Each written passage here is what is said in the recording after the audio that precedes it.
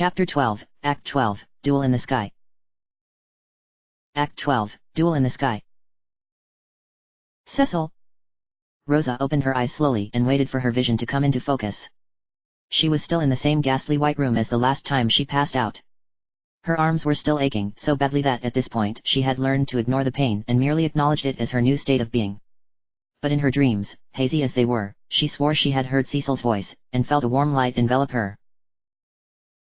Only a few feet away, Golbez was messing with some sort of remote control in his hand, his back to her. It was actually very rare that he made an appearance in front of her. He normally only showed up when he wanted to engage Kane in some taunting about Cecil, probably to torture her further. Rosa took in a deep breath and tried to raise her voice the best she could manage. Golbez? Where is Cecil? He heard her. Slowly, he turned around, and she shrank back a bit at the black void that was his face. She was amazed that his helmet was so black that she couldn't even glimpse the light in his eyes. Even Cecil's dark night armor revealed a sliver of the humanity within. She shuddered at the thought that maybe there wasn't even a face underneath at all. Perhaps it was just a reaper's skull. It is none of your concern, Golbez replied, looking her up and down. However, before Golbez could even summon Kane, he had materialized at this side silently. Rosa turned her attention to him, urging Kane with her eyes for him to look at her, but he kept his focus on his master instead, waiting for instructions. Kane. Clean up this disaster of a girl. When the opportunity arises to present her head to Cecil and his band of merry men, we should at least make her recognizable for the poor boy. Consider it done, Kane bowed, and Golbez took his exit in a plume of grey smoke.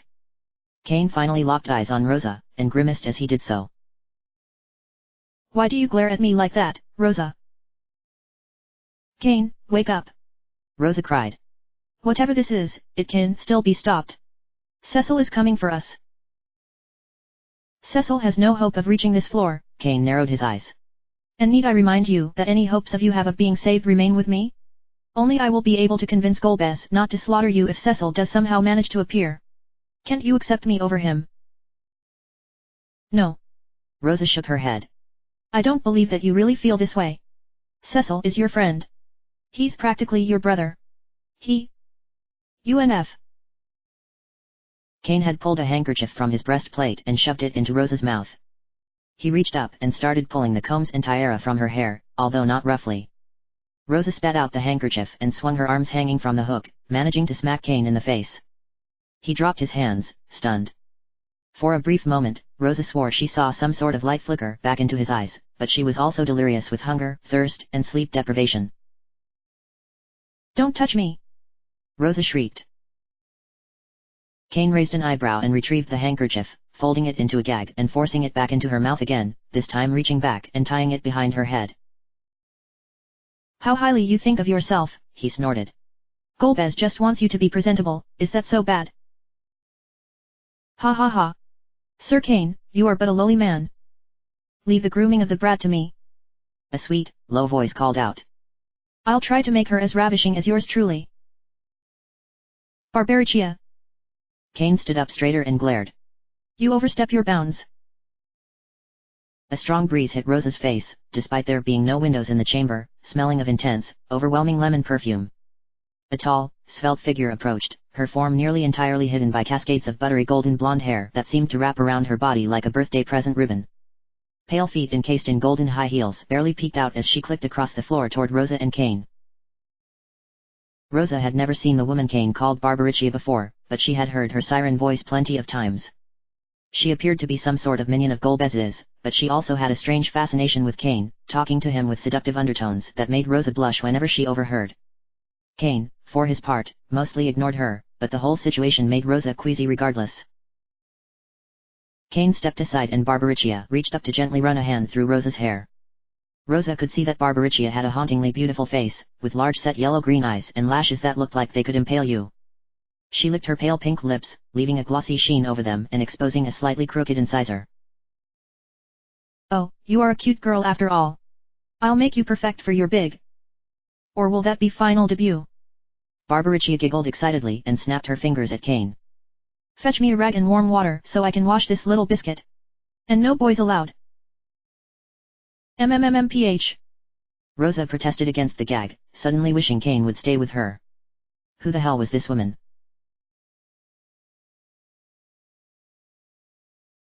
Cecil ran his fingers through his hair and sighed. He knew it was a mistake to let Golbez see how enraged he had become over the double cross, but he was exhausted and felt like he was losing what little control he had over the situation. Yang had been right, they should have spent the night in Troya and started off in the morning, rested and better prepared for treachery. He had no idea what time it was now, or how much time had passed since they had arrived. He was sitting back against the wall he had tried to destroy, recovering his senses. Sid was investigating the door ahead of them that would randomly slide open and shut. It appeared if you stepped in front of it, it would open for you, but he was most concerned about the mechanical eye watching them from above the threshold. Was it a camera for Golbez to watch them? A motion detector?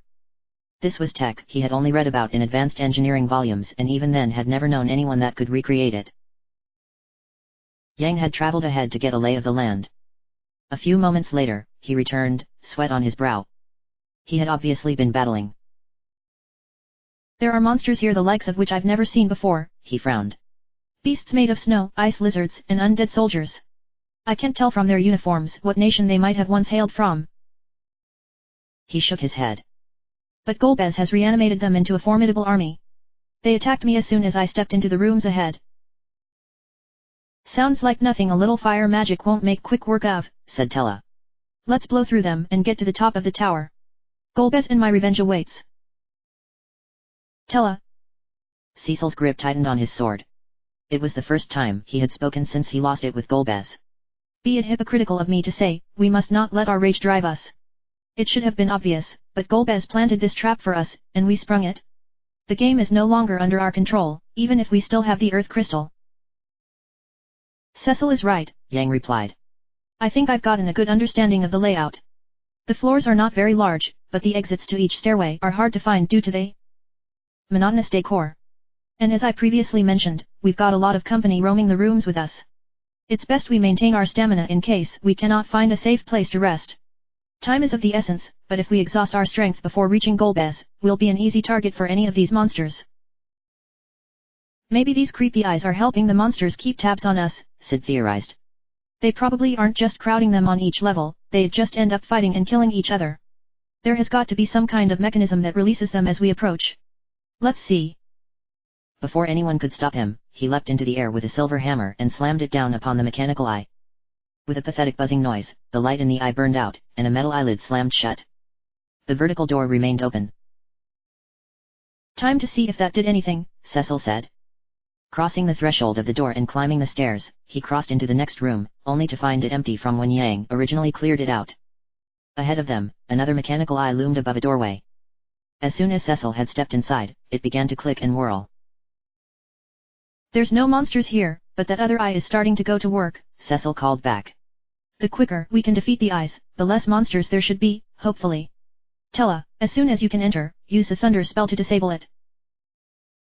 Noted, Tella said, and raised his hand, electricity crackling between his fingers. Thunder. The bolt of lightning shot out and fried the eyeball, causing the same reaction as Sid smashing it. Yang went ahead to gauge the monster level on the next level, and came back, grinning. It is considerably lower than when I first ventured up and turned back. I dare say we have a chance if we keep going at this rate. Cecil turned to Tella. Is this going to be okay? Had Tella gotten that question from anyone else, he would have bristled like a hedgehog, but he knew with Cecil it was intended to be kind. Cecil had never been anything but kind to him, even when he was carrying the mantle of a dark knight. He truly felt sorry for the boy. He didn't want to see him in the same position that Edward was in with Anna, but it was looking more and more likely that was going to happen. He wanted to do everything he possibly could to save Cecil and Rosa from that fate. Cecil had already been forced to watch that child he had been protecting, Rydia, die. I'll be fine, my boy, Tella said, gently knocking Cecil in the arm with his staff. But you would best let me up front so I can get the jump on these things. Outside the tower, night had given way to a reluctant dawn. The remains of the thunderstorm were still lingering in the air, occasionally making the tower shudder underneath the party's feet as they battled their way upstairs. The tower remained utterly silent except for the clicking of their footsteps on the glass floors and the occasional shriek of a dying abomination. A few hours later, well after Cecil had lost count of how many floors they had climbed, a very distinct girlish giggling erupted from a stairwell ahead of them. And this doorway had no mechanical eye. Could this be it? Sid scratched his head. Seems kind of anticlimactic. Do we really need any more of the climatic? Tella barked, delighting in being able to pick a fight with Sid. The exhaustion was really starting to get to him too, as much as he hated to admit it. Is that Rosa's voice, Cecil? Well, no. I mean, I've never heard her laugh like that, said Cecil, a little perplexed. He realized, with a quickly escalating sense of dread, that he couldn't remember the last time he heard Rosa laugh, and was having a hard time remembering what it actually sounded like. He couldn't even remember the last words he had said to her.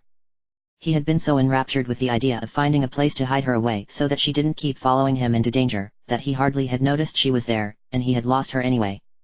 How could he have been so foolish? He, ahem, the voice continued. Cecil, is that you? I'm up here. Cecil and Sid looked at each other. That sounded more like Rosa. Let's go, Cecil cried, just as Yang shouted wait. Cecil bolted up the stairs and threw open the door. He found himself in a huge alcove, empty of anything except for a silver pathway. The pathway, lined with glowing blue lights, led to a huge pair of elegantly etched golden doors. Cecil couldn't make out the story the etchings was trying to tell, but he could see pictures of a singular moon in the sky, shapeless people worshipping beneath it, and what looked like crystals scattered across the sky. He counted past 4 before he snapped out of his daze from Sid's voice. She must be in there. Sid pointed to the doors. Rosa, we're coming. As they crossed the pathway, the lights that were pulsing across the ceiling suddenly dimmed, and pink, blue and purple mist began to curl at Cecil's feet. Cecil stumbled back when the pink mist pulled itself into a humanoid tower about 6 feet tall, and exploded. The result was a willowy-limbed, freshly tanned, chestnut-haired woman winking at Cecil. She wore a skin-tight pink spandex long-sleeved top with a low scoop neck that ended just below her breasts. Her bottoms consisted of a matching pair of pink capri pants that had only one leg that went down to her knees, the other completely cut away up to her pelvis. One knee-high boot and one pink high heel complemented the mismatched set. In a perfectly manicured hand, pink, of course, she held one of the tallest spears Cecil had ever seen, tipped with a platinum arrowhead. He didn't think he had even seen a dragoon wield such a weapon.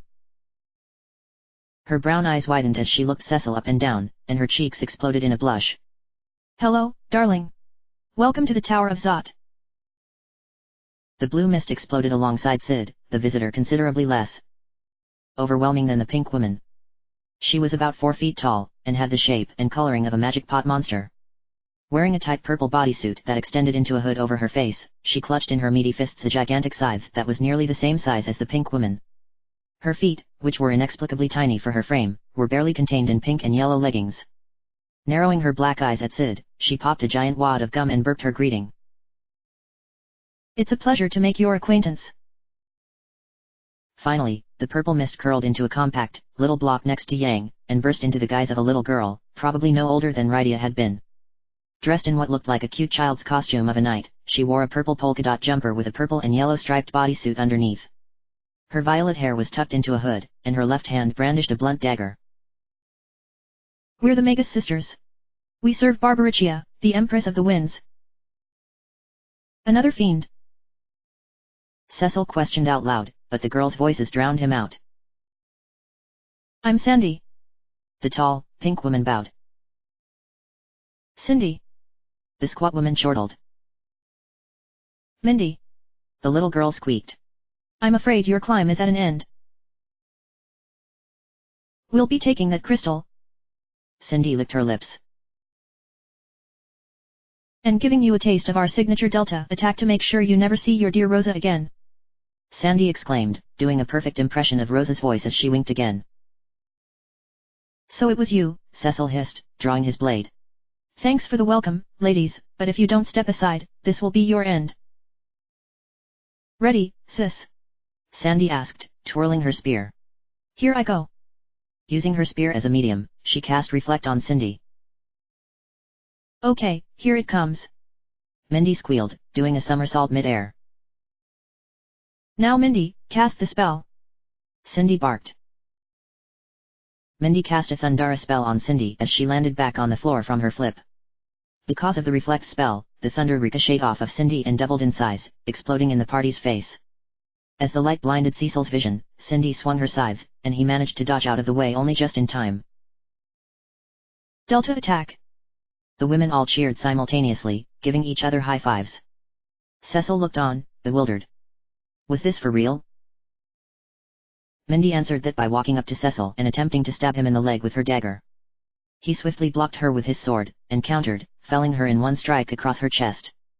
She cried out as she turned back into purple mist and curled around her remaining sister's feet, floating along aimlessly. Mindy! Sandy cried, tears springing to her eyes. How will we do another Delta attack now? Thundaga! Tella boomed, striking Sandy as she knelt down to sob into Mindy's mist. The spell obliterated her instantly, turning her back into mist too. Your magic won't work on me. Cindy smirked, raising her scythe to strike again. They may be gone, but my protection ain't. Hee-ya! Yang cried, barreling into Cindy's wide-open abdomen and kicking her so hard that she flew backwards into the giant metal doors in front of them. With a strangled gasp, she slumped to the floor and reverted back to blue mist. With a gust of strange, lemon-scented wind, the mist blew away, leaving the alcove completely silent once more. Cecil sheathed his sword. Is everyone okay? That was very strange, Sid remarked. But... yes, okay here. Tella replied. Let's make haste, shall we? Yang asked. Cecil marched forward and pulled open the doors before them. It was yet another white room, but unlike any of the others, several glass consoles were scattered around, all glowing with various buttons and levers in a rainbow of colors. Cecil couldn't even begin to imagine what purpose they served. Standing in the middle of them, in front of another pair of doors, was Golbez himself, swathed in black like usual. On his right side, a sulking Cain. Impressive, Golbez said, as Cecil and the others reached to draw their weapons. He sounded as disinterested in the situation unfolding before him as a teenage squire being roused for morning drills. Golbez! Tella hissed, stepping forward and pushing Cecil aside. It's you. Tella, use caution. Cecil half-whispered, pulling him back gently. He turned his attentions back to Golbez. Where is Rosa? The crystal first, Golbez replied coolly. The way he enunciated crystal sent shivers down Cecil's spine. It was very precise, calculated. Rosa is safe? Cecil asked, slowly reaching into his cloak to retrieve the crystal. Was he really going to do this? He could feel the crystal slipping in his sweaty palm. They didn't even have a plan to take it back. Never more so, Golbez smiled. Now. Hand over the crystal. Cecil looked to Sid and Yang. They both nodded silently. Tella was fuming and about ready to snap his staff in half. As promised, Cecil sighed, and held it out to Golbez. He had to do this. For Rosa's sake. After he took her back, they would strategize together on how to retrieve the crystal. Golbez reached out, and without touching Cecil's hand, willed the crystal to float into a small black portal he had silently summoned. The crystal let out a final glimmer as it disappeared into the darkness, and the portal closed. Golbez turned away and started to walk toward the doors ahead of them. The entire time, Cain stayed stone silent, keeping his eyes on Cecil the entire time. Release Rosa, said Cecil, stepping forward. Did Golbez want him to follow? Rosa. Golbez looked back at Cecil. Whoever would that be? Cecil felt as if someone had just poured a bucket of ice water down his back. What? He's been playing us for fools all along. Sid growled, withdrawing his hammer and sliding into a fighting stance. Your words are as twisted as your soul. Tella sneered, and pushed past Cecil once more. Golbez turned away and continued walking, ignoring Tella's charge toward him. I have no business with you, old man. Oh, but I have some with you. Tella intercepted Golbez and pulled himself up to his full height to get right in Golbez's face. The business of the father of a murdered daughter. Tella, no. Cecil cried, but it was too late. Tella had begun to chant a string of spells. The magic aura that had wrapped around him as he chanted was the brightest Cecil had ever seen. It meant great power was channeling into Tella's body. Firaga!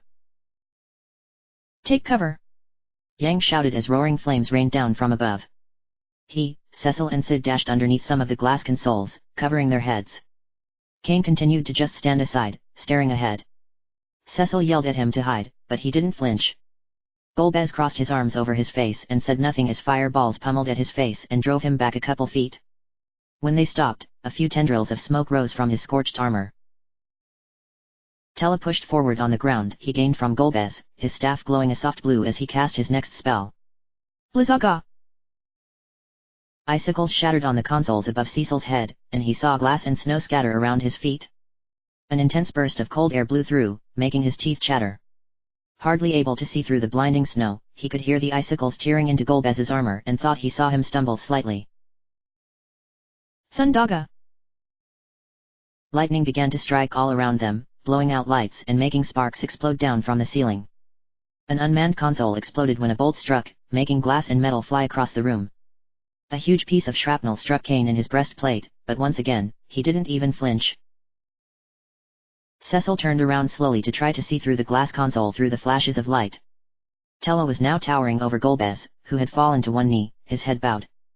The aura around Tella was now so powerful that Cecil could barely make out his form wrapped in the light.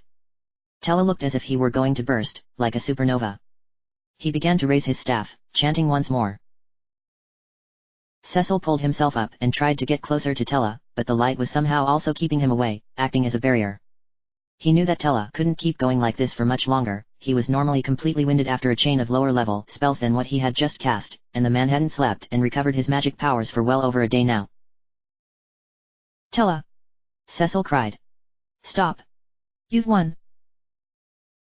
Ha ha ha! Golbez laughed, punching his fist into the floor as he struggled to maintain his balance. Feeble old man! What can you hope to do to me? Tella stopped chanting, and the room fell eerily silent. However, the aura had not gone away, and his staff was glowing a faint black color. From what felt like very far away, Cecil could hear a faint whistle. Meteor's time has come at last, Tella breathed raggedly, raising his staff into the air and stretching his arms wide.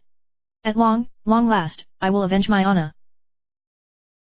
No Tella, you mustn't. Cecil cried, throwing himself at the aura but being blown backwards like a child tossing away a toy. You'll be the one it destroys. Yang pleaded, joining Cecil's attempt but also being tossed away. So be it. Tella growled, looking over at his friends. The glasses on his face had cracked, revealing two tired, tear-rimmed, soft grey eyes. His gaze focused on Cecil's a heartbeat longer, and then he turned away. Let my life fuel the spell. That ends his. No, you fool! Sid screamed. Stop this! The whistling Cecil had caught earlier suddenly became ear-piercingly louder. The atmosphere above them darkened to a sickly black-brown, swirling into a miniature spiral galaxy. It was so large, that it made it appear as if the ceiling had been blown away above them. Hundreds of flaming, glittering meteors began to pour from the galaxy's center. Each one struck Golbez, tossing and battering his body from all angles, like a rag doll. Cecil could hear Golbez's armor cracking and shattering. When the last meteor struck, the air returned to the barren white room, minus most of the lights that had been blown to smithereens. Golbez remained still on the floor, face down, but a gravelly voice echoed within his cracked helmet. I am. Impossible. You, how could you know meteor? Tella responded by collapsing in a heap of robes, his staff clattering across the floor and coming to a stop at Golbez's head. The aura around him had completely dissipated. Tella! Cecil kneeled before the old man, pulling him into his arms and trying to push the fried, scraggly white hair from his face. There appeared to be no blood, and no wounds. But he was ice cold. Golbez, miraculously, pulled himself up with little effort and smashed both of his palms against his helmet to weld it back on temporarily.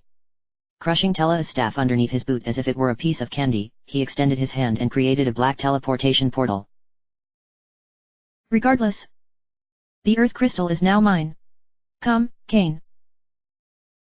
Kane finally broke his trance-like stare, but his eyes rolled into the back of his head and he promptly slumped against the glass wall behind him, his spear falling from his hands as he crashed to the floor. Golbez stifled out a laugh. So? The old man's interference severed my hold over you. No matter. Your purpose is served. Just do not think that this affront will be forgiven. Cecil gasped. So Kane was under a spell. He held Tella closer and pointed his blade at Golbez. Yang had his claws extended, and Sid readied his hammer.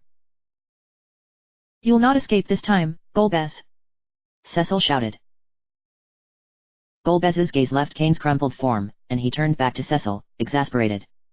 "You try my patience." He raised a hand, prepared to end Cecil's life with a flare spell. He wanted to see the light leave Cecil's eyes once and for all and savor every delicious second of it. As he stared into Cecil's defiant blue eyes, silently chanting the incantation, he felt the ancient words suddenly choke up in his throat, and he faltered. Cecil was inwardly bracing, but was shocked when he saw Golbez suddenly froze in place. "Why? Why now stay your hand?" Cecil demanded, his voice never wavering. "But... how?" Golbez shook his head, turning away. He couldn't get Cecil's stare out of his mind's eye, and it muted his tongue. What did those eyes remind him of? The blue of the planet, the same cerulean. There was no doubt. It was such a serene, calming presence. Cecil kept staring, daring Golbez with his glare to continue the spell. Golbez finally threw up his hands and rushed into the teleportation portal, before its magic failed him as well. He turned one last time to face Cecil as he disappeared into the void. "We will finish this another time." The portal disappeared, and Cecil let out the breath he didn't realize he had been holding. "Cecil?" Yang rushed to his side. "Are you all right?" Sid asked. "Yes, I'm fine," Cecil sighed, trying to erase his weird little moment with Golbez from his brain. "But Tella..." He shifted Tella's body, and Tella let out a stifled moan, his eyes rolling in the back of his head. "Thinking I could best him." He coughed and let out a long, shallow wheeze. "You shouldn't talk," Sid barked, reaching for Tella's hand. Not sure what to do with it, he gently squeezed. It felt very dwarfed in Sid's huge, calloused grasp. "I brought this on myself," Tella sighed. "Letting hate consume me so. Please. Avenge Anna." He stared up at the ceiling, his hand stiffening under Sid's. "Tella." Sid shook his head. "No." Yang closed his eyes, tears prickling at the corners. "His life force. I can't feel." "Come on," Sid protested. "Open your eyes. You old fool." Cecil closed his eyes and shook his head. This wasn't happening. How could this possibly be happening? They had won. "Oh Tella." Yang bowed his head and clasped his hands in prayer. Sid reached up and gently closed Tella's eyes with his fingertips. "Rest, then. With that daughter of yours." Sid choked up on the word daughter. And turned away. He was thinking of his sweet Amelia, back at home, and how close she had just came to becoming an orphan. Cecil slowly shifted Tella's body from his lap, letting him rest upon the glass floor. Taking the cracked remains of his staff, he gently laid it in Tella's lap, and clasped his hands over it. "Tella. We will avenge your death, and Anna's. I swear it." Cecil unsheathed the blade of legend and bowed his head, sealing the oath. After a few moments of silence, Cecil put his sword away and turned toward the carnage that had been left behind by Tella's battle with Golbez. Rosa was nowhere to be found, and Kane remained passed out. Sighing, Cecil made his way to Kane and began to gently shake him, a little worried about how Kane would react when he woke up. Yang and Sid stayed away a respectable distance, but were ready at a moment's notice to draw a weapon to Kane's neck. "Kane. Kane." Cecil whispered, shaking him a little harder. Kane's eyelids fluttered and his pupils gradually returned to a normal size as he focused up on Cecil's face. "Cecil." Kane sat up, moaning in pain. He felt as if he had just been in a monsoon. He reached up and touched Cecil's shoulder. Forgive me. What have I done?" Cecil's heart nearly burst in relief. This was his Kane. His best friend was back. Cecil clasped his hand over Kane's. "Golbez held sway over your mind. None of this was your doing." Kane saw Tella's battered body in the distance and looked away, shaking his head. "But I was still conscious of everything. Rosa. He suddenly stopped mid-sentence and gasped. Rosa. Where is she? Cecil leapt to his feet, pulling Kane up with him. Above. Kane pointed to the doors ahead of them. Quickly. We've no time. Golbez still has the remote. Cecil didn't know what the remote was, but Kane sounded deadly serious. Kane fished a key out of his pocket and jammed it into the lock of the doors. Pushing them open together, Cecil and Kane raced up the stairs to the room where Rosa was being kept.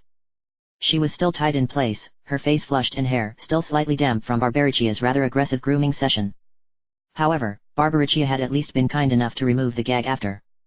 Her eyes widened when she saw Cecil, and she pulled harder against her restraints. Cecil. Kane pointed above silently to the guillotine hanging above Rosa's head. Cecil dashed behind her, slicing her restraints open with his sword. Just as he dragged her away, the guillotine broke and slammed down where Rosa had been sitting, splitting the chair cleanly in half. Rosa stared wordlessly at the chair for a few moments, catching her breath and willing her legs to function, which they were not ready to do. Digging her fingers into Cecil's arms to keep her stance, she gazed up into his eyes, totally oblivious to Kane, along with Sid and Yang, who had joined them. Rosa. Cecil gazed down upon her, his throat becoming as twisted as Golbez's just moments ago. There was so much he had wanted to say, so much he had been dwelling on since she disappeared. Oh, who was he kidding? He had been dwelling since the Mysidia massacre. Where did he even start? I knew you would come for me, Rosa smiled. Seeing the curve of her bow-shaped lips smile just for him again shook him to his core. I realized the moment you left my side. That. Rosa. Rosa finally gained just enough strength back in her legs to push up on her toes and press her lips to Cecil's. Sliding her hand through his hair, she closed her eyes and murmured his name against his lips. Oh, Cecil. He pulled her tightly against him and kissed her back, reveling in the familiar scent of her hair and the warm, delicate flesh of her lower back in his hands. The twisted tower, the death of so many friends, the questioning of his very identity, everything terrible that led Cecil to this moment washed away in blissful oblivion. Pushing his mouth deeper against hers, he slid his hands up to her face to cup it, tracing his tongue across her lower lip. Kane looked away, trying to swallow the lump in his throat. Yang and Sid stared at each other, and finally, Sid decided to break the spell, noticing how awkward Kane looked. Goodness gracious! Things are certainly heating up in here. Rosa shyly pulled away from Cecil, and for the first time, noticed Kane. Her face drained as she took stock of the situation. Kane. He is himself again, Cecil assured her quickly, pulling her to his side as he walked her over to him. Kane crossed his arms over his chest and looked away, shame burning in his chest. Forgive me, Rosa. You should know that. Not all of what I did was because of Golbez's spell. I just wanted to keep you. To keep you by my side. Cecil looked down, suddenly feeling like he had swallowed a vial of spoiled elixir and clumsily dropping Rosa's hand. How could he? When Kane? Wait, what exactly did Kane mean by that? What was Kane trying to tell him before they rescued Rosa? Rosa bent down to try to look Kane in the eyes. He caught her gaze, briefly. Kane. Why don't you join us in our fight? Cecil and Kane both stared at Rosa. When Kane looked over at Cecil, all Cecil could do was look away. He didn't want to drive his friend away in what was clearly a time of need, but... Was Kane trying to tell him that he loved Rosa? Was that what drove their childhood and now adult rivalries? Cecil's mind was spinning, but he knew this wasn't the place to tear apart every detail of their friendship to look for fragments of betrayal. What had Kane said to Rosa when they were alone in the tower? Cecil knew Rosa would be too respectful of Kane to ever tell him what transpired. He might find out if Kane joined them, but... Did Cecil really want that anymore? Rosa, Cecil. Please accept my apologies, Kane finally sighed. Cecil didn't reply, even when Rosa took his hand again. We really don't have time for this right now, right? Sid asked, trying to break the tension. We need to get out of here. Cecil nodded and tried to offer a slight smile to Kane. Kane? Let's go, said Cecil. You'll help us fight Golbez, won't you? We could use your help now more than ever. Kane smiled and nodded. Certainly. Thank you, Cecil. And you, Rosa? Kane, do you know a shortcut to get to the airship dock? Sid asked, trying to not let his irritation come through in his tone. He still definitely hadn't forgiven Kane yet, but he wanted to make nice for Cecil, whom he could tell was also struggling to forgive. He was going to have a long talk with Kane when they got back home. I do, as a matter of fact, Kane nodded. Just follow me. Stepping outside of Rosa's holding cell, Kane walked over to one of the consoles that had not been totally destroyed, and began pushing a few buttons. I'm just going to unlock the emergency elevator. That should get us down there in a flash. There was a bloody elevator, Sid exclaimed, and everyone had a nervous, but not entirely forced laugh. Ha ha ha ha ha. It seems I underestimated you, my darling Kane. I'd not have thought you strong enough to wound Lord Golbez. Cecil drew his weapon, instinctively blocking Rosa, but seeing nothing approach. Rosa took a few steps back nervously. Kane stopped what he was doing and cocked his lance, making a face. It's just Barbaricia, one of Golbez's elemental archfiends. Show yourself, woman. Hee hee. Barbaricia materialized in front of the group, in a whirlwind of lemon perfume and hair. Cecil recognized the sickeningly sweet scent from when they defeated the Magus sisters. As the breeze died down, she playfully tossed her piles of hair back behind her shoulders, revealing a microscopic, strapless black metal bikini top and a matching thong bottom that only managed to cover a few precious inches before things became vulgar. Rosa had never actually seen Barbaricia without her being covered in hair, and blushed fiercely.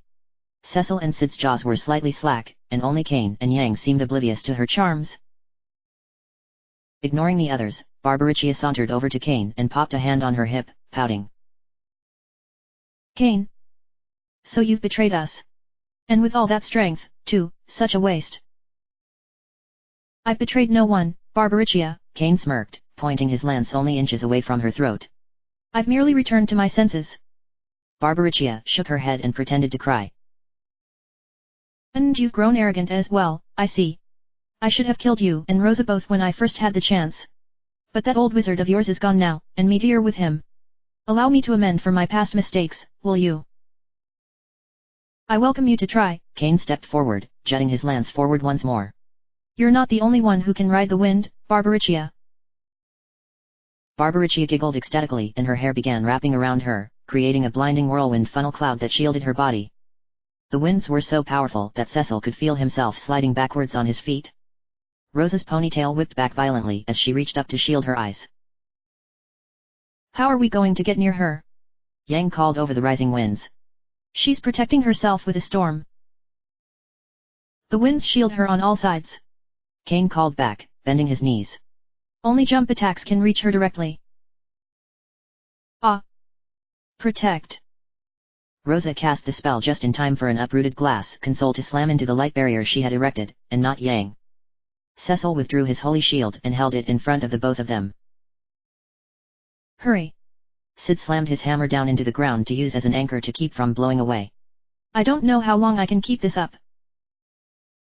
Kane leapt into the air, spiraling so fast that he became a blur.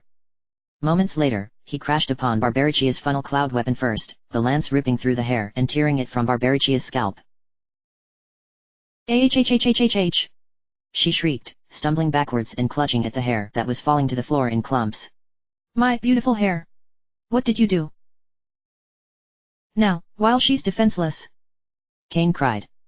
He jumped away and Cecil swooped in, driving his sword directly through Barbaricia's heart. She shrieked and stumbled backwards, crashing into a collapsed console. The broken glass lacerated her abdomen, causing her to let out one last garbled scream as blood dripped from her mouth. Traitor! She choked on the blood and began laughing, the hair she was clutching falling to the floor. You may have bested me. But the last of the four remains. The tower began to shake violently, and everyone crowded together to keep from tripping and falling. Not that you will ever leave this tower alive to meet him. Mwahahaha. The tower is collapsing? Cecil gasped. We'll never survive in an elevator. She left us no escape, Kane cursed, trying to ignore the unsettling sound of Barbaricia's corpse rotting away into demon dust. Oh, I don't like this one bit. Sid fretted, nearly taking a fall if not for Yang grasping his arm and pulling him back. Everyone, gather closer to me. Rosa exclaimed. I'm going to teleport. Everyone grasped either Rosa's arms or hands, and she bowed her head and whispered the spell. Within seconds, they had disappeared in a flash of light, and the ceiling caved in. End of chapter. Chapter end.